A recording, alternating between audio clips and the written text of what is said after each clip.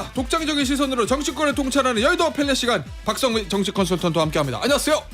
기분 좋은 일 있습니까? 이렇게 한 옥타브가 올라갔어요? 아 그래요? 저는 항상 기분이 좋습니다. 뭐 텐션 빼면 남는 게 없어가지고 항상 좋아요 저는 기분이. 아 근데 물론 지금 대한민국 상황 생각하면 기분 좋으면 안 되긴 하는데 왜냐면은 뭐 어쨌든 정상적으로 굴러가는 건 아니잖아요. 예, 그래도 뭐 활기차게 살아야죠. 일단 이거부터 볼게요. 오늘 저 국민의힘 의원 40명이요. 더 많아질 수 있다고는 합니다. 헌재를 항의 방문한다는 거거든요. 지난주에도 공선동 원내대표를 비롯한 지도부가 찾았는데 뭔가 이제 헌재를 찾아가서 좀 항의하고 좀 압박하는 요 모양새. 요게 전략적으로 국민의힘이 얻고 싶어하는 저 탄핵 기각. 뭐 또 만약에 탄핵이 인용되면 조기 대선은 승리겠죠. 국민의힘이 원하는 거. 그거 얻는데 전략적으로 좋은 선택입니까? 아니면은 안 좋은 선택입니까? 그러니까 지금 뭐 헌재를 굉장히 압박하고 있지 않습니까? 네. 발언 수위도 매우 세고 집회도 그 앞에서 많이 하고 그러는데 그것이 파면을 막는 기각을 기대하고 하지는 않을 거라고 저는 봅니다. 다만 그 절차적 정당성에 대한 문제 제기를 해서 예. 그 시기를 아하. 시점을 조금 늦추려는 게 아닌가. 적어도 지금 3월로 예견되어 있는 이재명 대표의 법원 2심 판결 이후로 예. 그렇게 하려는 거 아니냐. 그러니까 4월 18일 되면 뭐 2명의 그러니까 마은혁 이미선 2명의 재판관이 그만두니까 예. 뭐 3월 말이나 4월 초에 그 법원의 2심 판결 보고 하면 되지 않느냐. 그러니까 그 전에 저거는 저렇게 한없이 그 늘어지고 이거는 이렇게 빨리 가야 되는 이유는 뭐냐. 뭐 그런 정도의 압박이고 그 압박이 주요했는지 어쨌든 두 번의 뭐 변론길이 또 잡혔고요. 예. 이번 주에 더 할지 어떨지는 잘 모르겠습니다만 계속 저렇게 압박하는 거는 어쨌든 좀 더 절차적으로 흥결없이해서 좀 시기를 늦추려는 거 아닌가 저는 그렇게 보죠. 이재명 대표의 2심 선거법 2심 선거하고요. 알겠습니다. 자 그리고 광주에서 탄핵 찬반 집회가 동시에 열렸어요. 광주 금남로에서요. 대표님 어떤 점을 좀 주목해 보셨어요? 주말에 광주. 뭐 제가 주말 광주 집회는 가지는 못했고 예. 뭐 토요일 날 여의도 집회 한번 가봤고요. 오. 그 세이브 코리아 가는 건데 아마 본지는 다 광주 갔는지 모르겠어요. 일단 취재차 가신 건가요? 그냥 뭐 하여튼 예. 제가 한남동 가주시도 가봤고 예.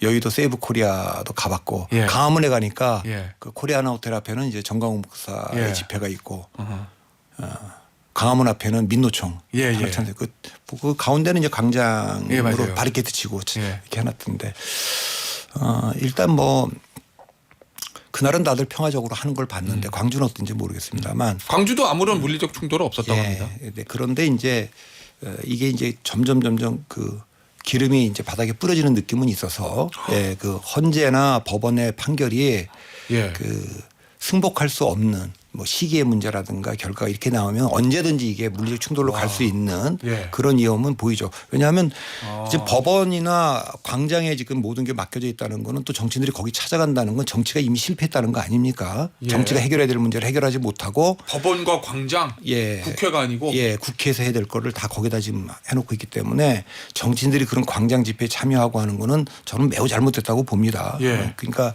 그걸 선동하고 이렇게 하는 거니까 광주 집회는 뭐 광주에 있는 분들이 나온 건지 또 그 다른 데서 가신 분들이 많은 건지 모르겠습니다. 그러니까 상징적으로 좀 그 집회를 한 것 같은데 일단 그거 자체에 뭐 특별히 지금 의미를 부여하지는 못하겠고 전국적으로 지금 그 집회는 찬성과 반대 집회를 하고 있으니까 그 중에 하나였다. 그 정도만 저는 뭐 생각하겠습니다. 어쨌든 지금은 대표님 걱정하시는 건 지금은 굉장히 평화롭고 그렇지만 이게 결정이 나오면 어떤 식으로 불이 붙을지 모른다. 이런 위험과 걱정 이런 게 있는 것이잖아요. 예, 그러니까 지금은 이게 그 우리가 이 한국의 민주주의가 이걸 관리할 수 있느냐 시험대에 올랐는데 적어도 이러는 거 아닙니까? 보수층에서는 보수층에서는 이재명 대표 2심 선거법 2심이 나오기 전에 헌재가 먼저 결론을 내리면 승복할 수 있겠냐 이런 여론이 좀 있고요. 또 반대로 이재명 대표 2심이 무죄가 나든 또 피선거권 박탈령이 나든 2심 나고 나서 대법원 판결을 빨리 내려라 맞아요. 이렇게 할 텐데 그렇게 하면 그건 또 민주당 지지자들이 승복하겠습니까? 그러니까 지금은 제 생각은 헌재가 너무 서두르지 말고 어쨌든 그 윤석열 대통령에 대한 이건 그 형사 재판이 아니고 징계 재판이잖아요. 예, 그러니까 그렇죠. 파면 여부를 너무 서두른다는 인상을 주지 않고 예.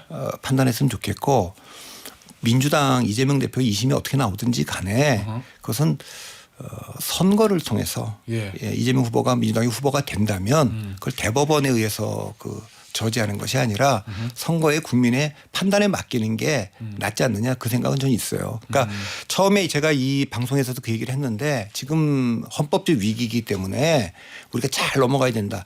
일단 보수층에 제가 당부한 건 뭐냐면 대통령이라도 위헌적 비상경험을 했으면 탄핵될 수 있고 위헌적 내란이라면 구속될 수 있다. 이걸 인정해야 된다. 우리가 왕정하는 게 아니니까 예.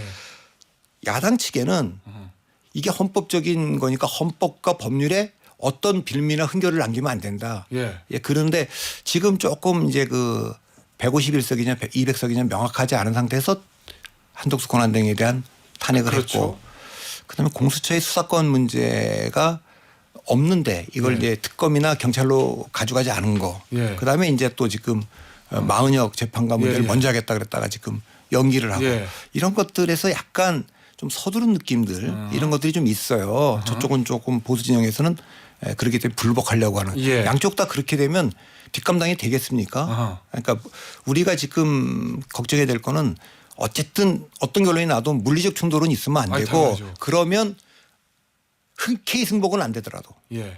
마지 못해서라도 승복할 수 있는 정도의 과정 관리들은 좀 전체 주체들이 해야 되는 거 아니냐. 예. 전 그렇게 보고 있습니다. 알겠습니다. 그런데 만약에 이제 아직 결정난 건 아니지만 국민의힘의 바람과는 다르게 탄핵이 인용이 되면 그러면 이제 조기 대선 판이 열리는 거예요. 국민의힘에서 조기 대선 없다라고 하지만 오늘 아침 조간신문대 보면 이제 잠룡들은 몸풀기가 들어갔다.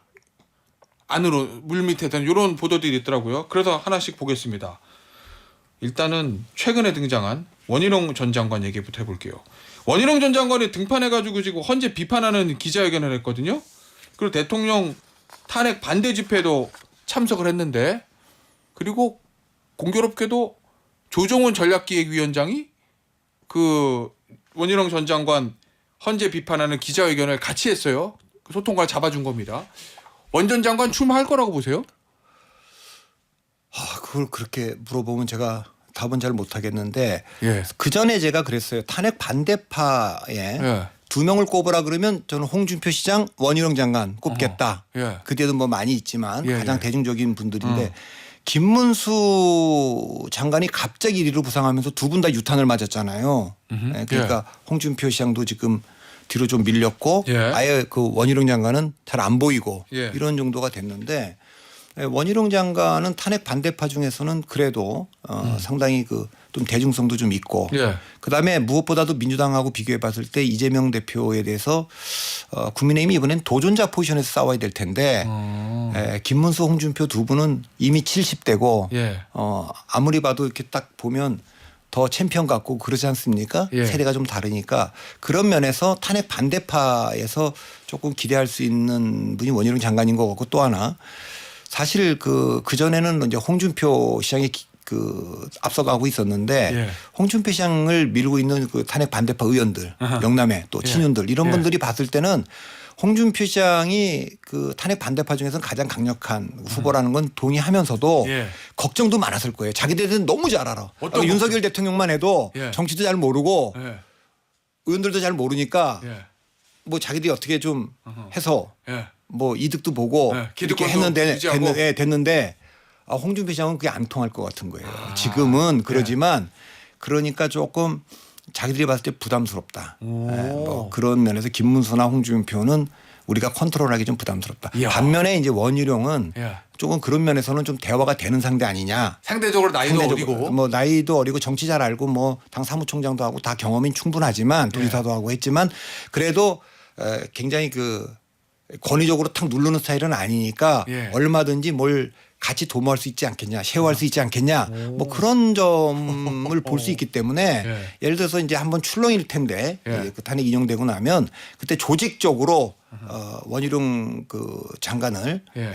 탄핵 반대파 의원들이 조직적으로 밀어올리는지 그것도 한번 관전 포인트일 것 같습니다. 아니 결국 이제 국민의힘의 조기 대선에 경선이 되면 일단 비상기업 및 탄핵에 대한 입장을 가지고 두 진영으로 나뉠 거 아니에요. 아무래도 그러면은 탄핵 반대파 지금 얼핏 생각하면 김문수, 홍준표, 원희룡, 뭐 나경원, 뭐 윤상현 뭐 쭉 있을 건데 여기 탄핵 반대파 중에서는 결국은 원희룡 전 장관이 제일 올라설 거다. 아니 그렇게 제가 단정적으로 말하는 거 앞에 지금 김문수 홍준표가 있는데 그렇게 말은 못하는 거고. 네. 아니 지금 친윤 의원들이 아니 그러니까 그럴 가능성. 아니 먼저 물어보시니까 가능성? 이제 원희룡 의원에 대해서 장관에서 물어보니까 예.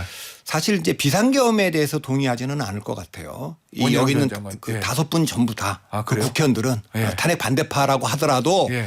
비상계엄이 잘 됐다 예. 이렇게 얘기하는 건 광장에 있을지 몰라도 적어도 국민의힘 예, 내부에는 그 대선주자급에는 없을 것 같고 예. 탄핵에 대해서 그러면은 탄핵은 돼야 되냐 이분들은 대체적으로 탄핵에 동의하지는 않을 것 같아요. 예. 그럼 부정선거를 믿느냐 어. 대체로 믿는 분도 있고 안 믿는 분도 섞여 있을 것 같습니다. 그 안에는 예, 그렇게 보이는데 어쨌든 탄핵은 반대할 것 같습니다. 예. 그 5분 중에 아까도 말했지만 지금 김문수 장관이 1등으로 올라와 있잖아요. 예. 홍준표 시장 이렇게 있는데 여기는 조금 70대이기 때문에 조금 뭐 도전자 포지션의 이미지는 없기 때문에 예. 이 아까 말한 그 원희룡 장관이 한 번쯤 기회를 잡을 수도 있겠다. 탄핵 반대파 내에서 후보가 된다는 뜻이 아니라 예. 조직적으로 미는 그런 후보 중에 한 명은 될 수 있겠다는 생각은 듭니다. 알겠습니다. 자, 그러면 이제 탄핵 찬성파 쪽으로 가볼게요. 탄핵 찬성파는 뭐 한동훈 전 대표, 오세훈 시장, 유승민 전 의원, 안철수 의원까지 4명. 네, 안철수 의원까지 요 한 4명 정도 지금 보고 있는데 일단 한동훈 전 대표 SNS에 자맹을 깨고 글을 올렸어요. 책 한 권 쓰고 있다. 머지않아 찾아뵙겠다. 결국 이제 정치 복귀를 재개 선언이다. 이렇게 언론들 해석을 하던데 이 윤상현 의원은 지금 한 대표가 나서면은 보수의 짐이 된다. 혼란만 불러온다. 하지 마라. 이 얘기거든요. 이 타이밍에 한 전 대표가 딱 책을 써서 복귀를 하면 국민의힘에 어떤 일이 벌어질 거로 지금 보십니까? 굉장히 제가 보기에는 예. 그 국민의힘이 우클릭을 너무 했다고 저는 봅니다. 너무? 그러니까 이게 지도부가 광장의 힘이나 뭐 이런 거를 지금 제어를 못하고 있는 상태에서 굉장히 갔기 때문에 예. 적어도 이 대선 경선 과정에서 이 문제가 정리가 돼야 되는데 이 문제라고 하면 뭐 여러 가지 비상계엄 비상계엄에 관한 탄핵. 거, 탄핵에 관한 거, 뭐 부정선거에 관한 거부터 해도 많이 있는데 이 문제는 한동훈 그 대표가 가장 대척점에 있는 분 아닙니까 지금? 뭐 그렇죠. 예, 그러니까 그 문제를 우리 당이 살려면 어디로 가야 된다라는 논쟁을 촉발한다는 측면에서 거기에 물론 안철수 의원의 유승민 의원도 있지만 예. 가장 큰 스피커는 그 한동훈 대표일 것 같아요. 예. 탄핵을 주도적으로 했고 비상계엄 날 뭐 위헌적 위법한 비상계엄이기 때문에 난 반대한다 이런 얘기를 했기 때문에 사실상 탄핵을 주도했던 분 아닙니까? 예. 그런 분이 그 노선 투쟁을 세게 할 수가 있기 때문에 그 과정에서 어쨌든 정리하는데 지금처럼 그냥 조용히 우측으로 계속 가는 것보다는 예. 좀 격렬한 논쟁이 좀 필요한 시점인 것 같으니까 예. 아마 나오면 뭐 그래도 당의 노선과 관련돼서 아주 치열한 논쟁이 될 것으로 봅니다. 그 격렬한 노선 투쟁이 굉장히 강해질 수도 있잖아요. 굉장히 강해지겠죠. 그리고 그 과정에서 뭐 당이 뭐 쪼개지네 만에 대선을 치를 수 있네 만에 말이 나오겠 수도 있겠지만 그럼에도 불구하고 그건 한 번은 꼭 거쳐야 가야 되는 과정이라고 보십니까? 그렇죠. 그 당 쪼개질 힘도 없습니다. 예. 그 예. 지금은 우측으로 가서 후방에 있는 그 아주 그 강경하는 분들이 예. 나가서 뭐 우린 김문수를 따로 후보를 내겠다 예. 이렇게 하지 않는 한 아하. 또 그렇게 해봐야 저는 뭐 승산이 없는 게임이라고 보지만 예. 그래서 뭐 2017년 같은 정국은 아니고 아하. 2017년은 거의 선거를 포기했거든요. 예. 이미 주력 부대가 다 탈당했고 예. 반기문 대망론이 있고 홍준표 그때 후보가 뭐 대법원에서 2017년 1월 달에 무죄가 나오지 않았다면 예. 사실 후보도 못 낼 판이었는데 그때 뭐 후보 된 홍준표 후보도 보존 비용이나 받을 수 있을까 15% 걱정하면서 한 거기 때문에 당 자체가 선거 준비를 안 했어요. 근데 지금은 한번 해볼 만한 거 아니냐. 다소 불리한 지형 속에서라도 예. 그렇기 때문에 치열하게 논쟁이 될 건데 지금 주목해야 될 포인트는 뭐냐면 지금은 이제 김문수 후보가 굉장히 보수층들이 이제 그 올려서 1등으로 맞아요. 올라와 있지 않습니까? 예. 한 번쯤 큰 바람이 불 거라고 봅니다. 그러니까 이렇게 바람이라고 하면 그 흐름이 바뀌는. 흐름이 바뀌는. 네, 이렇게 비유해 보겠습니다. 비상계엄이 실패한 그 다음 날, 예. 3일 날 지나고 4일 날쯤, 4일, 5일, 6일 요 어간을 생각해 보시면 예. 대부분의 거기 참여했던 그 군인들이 예. 전부 다 윤석열 대통령과 김용현 장관 시켜서 한 거다. 어허. 이렇게 얘기를 했어요. 예. 왜냐하면 그때는 실패했는데 자기들이 살 길이 뭐겠습니까? 시켜서 했다는 거 아니겠습니까? 예. 그렇기 때문에 그때는 다 그런 입장을 밝혔어요. 근데 시간이 가면서 지금 보시면 알겠지만 거의 같은 한 배를 탄 듯한 느낌입니다. 예.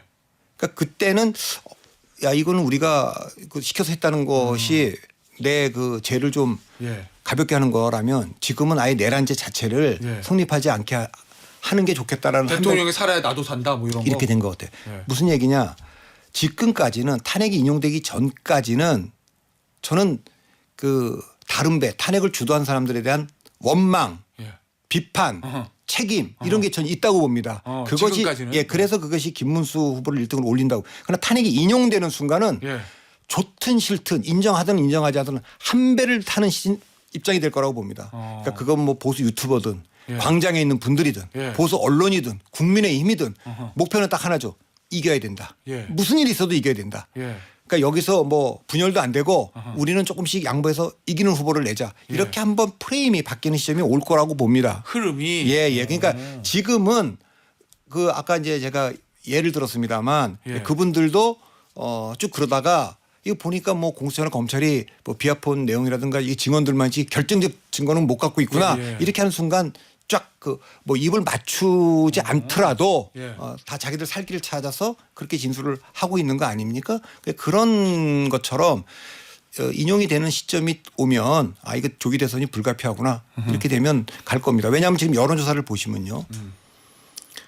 지금 여론조사는 뭘 묻고 있는 거냐면 내가 뭐를 선택하는 순간 반대 측에 지지를 해준 거야. 윤석열과 이재명 사이에서 예. 윤석열을 지지하면 그러니까 이재명을 반대하는 것이 윤석열을 지지하는 것처럼 되고 예. 윤석열을 반대하는 게 이재명 지지하는 것처럼 되기 때문에 예. 여기 응답하지 않는 중도 스윙부터가 상당히 많이 있습니다. 뭐 그렇죠. 나는 이 둘 중에 하나를 결정하지 못하겠다. 예. 이게 뭐 탄핵에 대한 여론이든 헌재 뭐에 대한 얘기든 이재명 대표 2심 재판에 대한 거든 어떤 걸 결정하는 순간 예. 나는 반대쪽에 뭐 예. 표를 던지는 것 같으니까 지금 지켜보고 있다고 봅니다. 근데 아하. 탄핵이 인용된다는 건 그중에 한 축이 무너지는 거기 때문에 윤석열 대통령이. 예, 그렇게 되면 이제 이재명 대표에 대한 그 판단을 그때부터 할 수 있기 때문에 그거는 한 번에 큰 흐름의 변화가 인용 시점에서 올 거라고 봅니다. 인용된다면. 그러면 결국 국민의힘의 조기 대선 경선이 열리면 지금과는 좀 다르게 중도 이길 수 있는 후보 그러면 말을 바꾸면 좀 중도 확장성 있는 후보 쪽이 유리할 거다. 좀 더 구체적으로 얘기하면 탄핵 찬성파가 유리할 거다 이런 입장이신 거잖아요. 저는 그런데 그건 예. 순전히 저의 내피셜이죠. 알고 그러니까 어차피 최고 전문가신 거 예측이시죠. 뭐. 아니 그 뭐 그 잘 못 맞힌다고 여기서 펠레라고 해놓고는 자 그런데 축구 자, 황제로 하겠습니다. 축구 여의도 황제. 근데 이제 박성민 그 지점에서 이거죠. 여기 이제 아까 탄핵 반대파에 보면 김문수 후보도 있고 홍준표 후보도 있고 원희룡 후보도 있지 않습니까? 예. 근데 여기서 한동훈 후보가 등장한 게 재밌는 거예요. 한동훈 후보가 등장하면 예. 지금 이쪽에서도 얘기하듯이 보수층이 반발로 한동훈 후보는 후보도 못 될 뿐만 아니라 대도 예. 나가서 이길 수가 없다 이렇게 얘기하는 거 아닙니까? 저 탄핵 찬성 쪽에서는 그렇게 그렇게 얘기하는 것 얘기죠. 같아요. 근데 이제 한동훈 대표가 뭐 책도 쓴다고 예고를 했는데 예. 이 뭐 윤석열 대통령, 김문수 장관, 뭐 홍준표 장관하고 그전부터 충돌이 많았고 격렬하게 충돌할 겁니다. 경선 과정에서. 예. 그럼 누가 상대적으로 이익을 보겠어요? 가운데 있는 오세훈 후보 아니겠습니까? 제가 2000년 대통령 선거 보니까 예. 이해창 노무현 두 분이 TV 토론을 했으면 어쩌면 그 이해창 후보가 그 선거 이겼을지는 모르겠어요. 그 권영길 그 민노당 후보가 있는데 세 분이 딱 하니까 예. 노무현 후보가 이해창 후보보다는 개혁적으로 보이고 권영길 후보보다는 조금 보수적으로 보이니까 예. 중간자 효과라는 게 있어요. 그러니까 양측에서 이렇게 충돌을 하면 예. 상대적으로 그 오세훈 후보가 이익을 볼 수도 있기 때문에 물론 저기 안철수 후보와 유승민 후보도 있지만 예. 거기서 그 한동훈 후보와 이 오세훈 후보가 양강으로 보이는데 탄핵 찬성파는 예. 이걸 넘어서서 후보가 될 수 있을까? 저는 뭐 차라리 이쪽 탄핵 반대표에서 원희룡 후보가 예. 홍준표나 저기 그 김문수 후보로 누군가 한 명을 제끼고 지난번 룰처럼 하면요. 2020년은 최종적으로 4명을 예, 가서 했거든요. 맞아요. 그 4인 안에 그 예. 들어갈 수 있느냐 이제 이건데 그 이번에 어떻게 할지 모르겠습니다. 그렇게 해서 최종 4인을 붙일지. 예. 그래서 여기는 좀 다양한 그래도 찬성파와 반대파가 예. 격렬하게 하는 그 경선이 될 것 같고 민주당은 반대로 조용할 것 같고. 예. 그래서 예, 알겠습니다. 이거 조기 대선, 선거는 항상 재밌습니다. 어쨌든 자 그러면 이게 지금 보면은 한동훈 전 대표 책 얘기하다가 여기까지 왔는데 이 책 내용이 아마 일부 언론 보도에 따르면 성찰의 기록이다. 결국 미래 얘기를 할 거냐, 과거 회고록을 할 거냐 이쪽에서 아마 과거의 회고록 쪽에 방점 찍히는 것 같아요. 과거에 있었던 일들. 자, 2월 말쯤에 출간될 거라고 하던데 이게 2월 말이면은 대통령 탄핵 심판 결과 나오기 전이잖아요. 아무래도 지금으로 봤을 네. 때. 시점은 어떻게 보세요?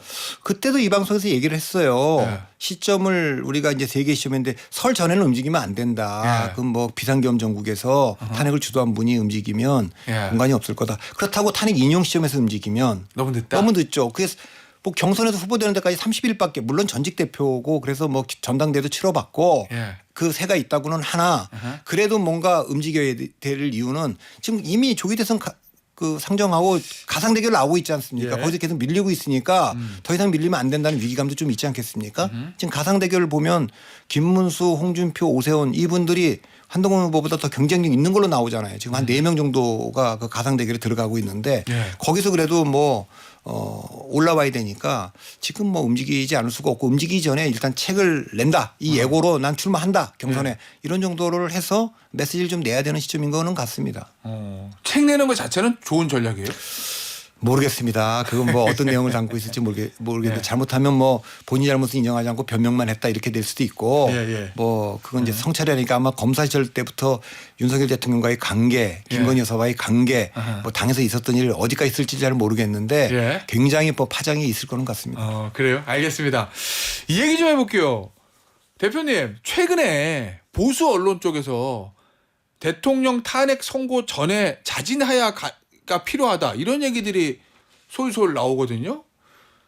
예를 들면 대표적인 보수 농객인 조갑재 전 월간조선 편집장이 헌재 선고 전에 대통령 하야하는 것이 대통령에서 낫다. 지금 대통령 나름대로 인기 많을 때 이게 여건을 위해서 낫다 이런 주장을 하고 있고 이 조선일보 김영 칼럼에서도 요 얘기들 직접적으로 얘기는 하지 않지만 이런 뉘앙스를 풍기는 칼럼들이 그 칼럼이 하나 있죠. 기각과 인용만이 최선이냐. 그 얘기를 들어보면 양상훈 칼럼은 하야와 어떻게 보면 민주당 이재명 대표의 불출마를 좀 같이 해서 이 나라를 좀 살리자 뭐 이런 게 들어있는 것 같아요. 그 뉘앙스는 그렇게 보였습니다. 제목이 양상훈 칼럼 제목이 탄핵 대 기각 두 선택지밖에 없나 요거였어요. 그 양당에다 다 요구한 것 같은데 하야 얘기가 최근에 많이 나오는데 일단 첫째 하야가 가능하냐 법적으로 그건 제가 그 전문가가 아니까 말을 못 하겠어요. 다만 이제 일반 비선출 공무원은 징계에 들어가면 그만둘 수 없죠. 자 그러면 이제 차이가 나는 거는 대통령은 이게 징계 재판이거든요. 이거 형사 재판이 아니고 탄핵. 그런데 요거는 선출 대통령이기 때문에 규정 자체가 좀 애매할 거예요. 법원하고 직접 비교하기는 어렵지만 법원에서도 선거법 위반이라든가 뭐 정치자금 위반 수사받던 분들이 대법원 선거를 딱 앞두고 그만두는 분들 있잖아요. 있어요. 지난번에도 있었어요. 많이 있었어요. 그 사례는 여러 사례가 있어요. 그러니까 내가 최종적인 판단 나기 전에 정치적으로 그만둔다 이렇게 하는 거죠. 그러니까 하야가 그런 의미 아니겠습니까? 그래서 이건 그만두면 이걸 뭐 규정이 명확하지 않기 때문에 그걸 뭐 받아들이겠죠. 대통령이 그만둔다고 하면 그거는 그냥 그때로부터 하는 거니까 대신 그렇게 될 때 본인이 이제 뭐 왜 이걸 그만두느냐 이게 대한민국 이대로 갈 수 없다 뭐 이런 그때 나오는 메시지가 중요할 텐데 지금까지는 대통령이 과연 그런 판단을 할까 할 거였으면 지금 그 탄핵 이후에 메시지를 이렇게 안 내왔을 것 같은데 지금은 기대하기는 어려운데 아마 보수 진영에서는 그렇게 하는 것이 근데 현실적인 가능성은 없을 것이다. 그건 잘 모르겠습니다. 제가 뭐 잠깐만 이렇게 단정적으로 얘기하라 그러면 그 며칠 뒤에 나올 건데. 아니 왜냐하면 중대한 결심할 수 있다 여기에 대해서 석동현 변호사가 자진할 가능성은 없다라고 이제 선을 긋긴 했어요. 근데 그런 얘기가 계속 나오는 거 보면 그런 얘기가 있는 것 같고 지난번에 권성동, 권영세 두 분이 면회 갔잖아요. 그 왜 갔을까? 적어도 다른 게 아니라 그때도 비판이 많았는데 우리가 탈당을 요구하거나 이 의도적으로 거리두기는 안 하겠습니다. 그건 당이 다 방어하고 할 텐데 그러나 이 하야 시나리오도 염두에는 좀 두고 계십시오. 당에서 한번 그때 요청드릴 수도 있습니다. 뭐 이런 얘기를 하지는 않았을까 알겠습니다. 그 윤석열 대통령의 자진하야 실현 가능성 얘기했었는데 사실은 이게 처음 나왔던 게 예전에 비상계엄 있고 1차 탄핵 기각되고 그때 이제 그 이후에 2차 탄핵 직전에 한동훈 당시 대표가 질서 있는 퇴진 요거 준비하다가 대통령실에서 노 이러면서 탄핵으로 갔던 거잖아요. 그때도 대통령이 안 한다고 했는데 지금은 할까? 뭐 요런 때는 이제 좀 시기적으로 네. 그러니까 지금 이 탈핵 국면 전체를 볼 때 제가 가장 아쉬웠던 시점이 언제냐면 12월 7일 날이라고 저는 계속 얘기하고 있거든요. 7일 1차 탄핵이요? 그날입니다. 기각. 그날입니다. 그러니까 3일 날 계엄이 있었고 네. 4일 날 그 실패해서 4일 날 5일 날 막 정보들이 막 쏟아져 나올 때인데 맞아요. 그때는 이제 그런 내란죄가 된 것은 이제 군인들이 쫙 진술해서 경찰도 하고 예. 국정원도 하고 막 이렇게 됐는데 예. 6일에서 7일 밤 넘어가는 사이에 윤석열 대통령과 한동훈 대표 사이에 어떤 대화가 오간지 모르지만 예. 그날 1차 탄핵이 있던 날인데 10시인가에 그 대통령이 나와서 담화를 발표합니다. 지금까지 나왔던 모든 담화 중에 가장 책임을 인정하고 예. 저자사로 한 거고 다 인정한다. 그래서 내가 모든 내 임기까지 포함해 다 권한 넘긴다. 예. 이렇게 한 거예요. 그 순간에. 자 그러면 그때 저는 딱 한동훈 대표가 1시간 정도 뒤에 나와서 기자들 열어서 대통령이 담화 잘 보셨을 거다. 지금 예. 우리가 풀어야 될 문제는 세 가지다. 헌법적 공백을 해소해야 되고 2차 계엄의 우려를 해소하고 민심이 수용하는 방안을 내놔야 된다. 예. 세 가지가 있다. 예. 대통령의 즉각하야 오늘 밤 탄핵 그다음에 거국 내각이다. 자 대통령 탄핵은 대통령이 아직 준비가 안 돼 있다. 탄핵은 우리 국민의힘이 아직 준비돼 있지 않다. 그러니 거국 내각 민주당 이재명 대표가 총리를 지명하고 민주당이 제2계엄을 할 수 없도록 국방부 장관, 행안부 장관, 법무부 장관 다 가져가는 공내각을 하자. 그러면 민주당이 안 받을 거 아닙니까? 예. 안 받으면 적어도 민주당이 조기 대선밖에는 관심이 없다 이러면서 국민의힘을 탄핵 반대로 결집시킬 수 있는 기회는 있었던 거 아닙니까? 근데 그때 질서 있는 퇴진을 얘기를 했는데 질서 있는 퇴진이 그 다음 주에 제 기억에 이양수 의원이 만들어 놓은 안이 2월 하야 4월 대선, 3월 하야 5월 대선. 그래서 이걸 두 가지 아니라 그러길래 제가 이게 무슨 그 두 가지 아니냐. 그럼 4월 하야 6월 대선까지 넣고 세 가지 네 가지 다 같은 안인데 헌법적 공백 이거는 그 2차 계엄의 우려를 해소하지 못하고 예. 민심이 받아들이지 못하는데 결정적으로 윤석열 대통령의 선의에 기대는 방식이다. 그래서 지금도 뭐 일부 예선 아까 지금 하야 얘기하시지만 기각되면 대통령이 이번에 기각되면 돌아가서 제가 뭐 견하라고 하야하겠다는 것도 다 대통령의 그 선의에 기대하는 거기 때문에 이건 민심이 수용하지 않는다. 그래서 저는 지금 하야라는 게 민심이 과연 수용할 거냐 이제 그런 문제가 좀 있어서 저는 뭐 이제는 조금 그래요? 그 헌법적 절차를 밟는 게 낫지 않느냐 그런데 보수 일각에서는 하야를 함으로써 파면당하는 것보다는 그게 보수 진영이 낫다고 생각하는 걸까요? 그렇겠죠. 근데 그때 나올 메시지가 중요하겠죠. 하야를 하면서 내놓는 메시지가 중요하지. 그러네. 예. 그거는 뭐 하야 자체는 별로 중요하지 않다고 봅니다. 하야나 파면이나 예. 조기 대선으로 가는데 중요한 거는 아니고 메시지가 중요하다. 그렇다고 여기서 뭐 윤 대통령의 뭐 예우와 관련된 것이 지금 중요한 이슈겠습니까? 저는 그건 아닐 거라고 보고 예. 그때 메시지를 어떻게 잡느냐가 예. 중요하기 때문에 예. 알겠습니다. 민주당 얘기해 볼게요. 이재명 대표가 이제 김경수 전 지사하고 만나서 했던 얘기가 헌정수호 세력의 힘을 합쳐야 되겠다. 뭐 요런 얘기를 했거든요. 헌정수호 세력. 요 말을 딱 들었을 때 대표님 머릿속에 떠오르는 그림이 있으세요? 그거는 이제 그 2017년에 대한 반성일 거예요. 2017년에 실패한 것이 그때 네. 개헌했어야 되는데 62명, 62명의 새누리당 의원이 탄핵에 찬성한 것으로 알려져 있고 예. 거기 김무성 뭐 유승민 어허. 당연히 그 탄핵 찬성 세력들 234명인데 그분들을 개혁연대로 가져갔으니 그걸 못 가 실패한 거거든요. 그래서 그때 탄핵의 주체를 문재인 대통령 찍은 분들 좀 넓혀도 심상정 후보까지 찍은 분들로 좁힘으로써 결국 개혁의 동력을 상실하고 탄핵 반대파들도 부활시켰다. 이거 아니겠습니까? 그러니까 적어도 탄핵을 찬성하고 있는 정치 세력들 예. 여기까지를 아마 상정하고 있는 것 같이 보여요. 그 예. 보수정의 일각에서 보면 그건 너무 일부죠. 뭐 한동훈 대표나 아까 뭐 오세훈 뭐 예. 유승민 안철수 이 정도까지를 예. 포괄하는 예. 그 정도는 같이 가야 되는 거 아니냐 이런 얘기를 한 것 같아요. 그건 아마 2017년에 실패해서 예. 조금 반성을 한 게 아닌가 저는 그렇게 보죠. 현실성이 있습니까? 이 얘기? 그건 뭐 별로 의미 없는 얘기라고 봅니다. 그러니까 그때에 비해서, 그때는 했었어야 되지만 예. 지금은 좀 그때하고 좀 상황이 다르고 그때만 해도 보수 진영 내에서도 탄핵에 62명이 찬성하고 권성동 그때 법사위원장이 탄핵소추위원장이었고 예. 그랬기 때문에 그때 민주당과 국민의당을 대안으로 보고 있는 상황이었지만 지금은 보수나 중도가 또 그 민주당과 이재명 대표에서 다르게 보고 있기 때문에 그거는 좀 크게 의미가 없다고 봅니다. 지금은 현실성이 없다는 말씀이시고, 자 마지막으로 비명계 인사들이 이재명 대표를 향해서 계속 개헌 얘기를 꺼내거든요. 이거는 왜 그런다고 보세요? 뭐 아니, 개헌이 필요하다는 진정성 요거를 떠나서 정치적으로는 뭔가 개헌 카드를 꺼내는 게 비명계에게 유리하다 이렇게 판단하는 그러니까 거예요. 대선 전에는 안 될 거고 예. 예, 대선 이후에는 뭐 그 약속을 하라는 건데 이 뭐 그닥 그렇게 큰 의미 있는 거는 아니고 다른 얘기를 할 수가 없잖아요. 예, 그러니까 압박을 하는 건데 예. 지금 이 대선은 저는 딱 인용이 되면요 두 가지밖에 없다고 뭐요? 봅니다. 이번 대통령 선거는 이재명이냐 아니냐의 선거예요. 그러니까 야.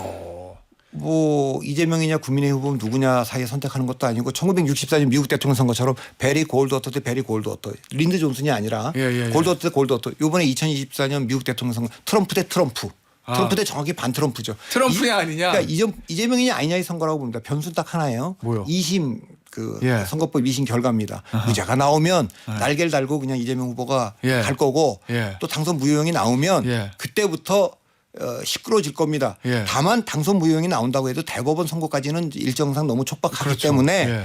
여론조사에 아하. 이재명 후보가 타격을 받아서 예. 지는 걸로 나온다면 아하. 지는 걸로 나오면 이번에 보수 후보들 보수 지지층들이 계속 그 김문수를 올렸듯이 이 이탈을 해서 예. 민주당 지지자들도 이탈을 해서 뭐 역선택이 됐든 예. 그렇게 해서 이재명 후보가 지는 그림이 나오면 그러면 이제 후보 양보론 후보 교체론 뭐 이런 거 나오겠죠. 그러나 뭐 그게 되겠습니까? 그냥 그대로 갈 텐데 그럼 경선의 의미는 없을 거고 비명계가 나와서 예. 그러면 이제 뭐 이재명 친명계가 그 수용하지 않으니까 예. 우리끼리 후보를 선출을 해서 후보 단일화 트랙으로 가자. 예. 뭐 이렇게 될 수가 있어서 민주당도 좀 복잡합니다만 후보 단일화 트랙을 타고 가고 국민의힘 보수 측도 국민의힘 후보와 이준석 개혁신당 후보가 또 달리면서 그 트랙으로 들어갈 거냐. 예. 이럴 가능성 시나리오도 있을 수는 있다고 봅니다. 어. 너무 앞서간 얘기입니다만. 알겠습니다. 다이내믹 코리아예요. 아유, 이 올해는 한국 정치권 어떤 일이 일어날지 지켜보시죠. 오늘 여의도 펠레 여기서 마무리하도록 하겠습니다. 박성민 정치 컨설팅 민 대표였습니다. 대표님 감사합니다.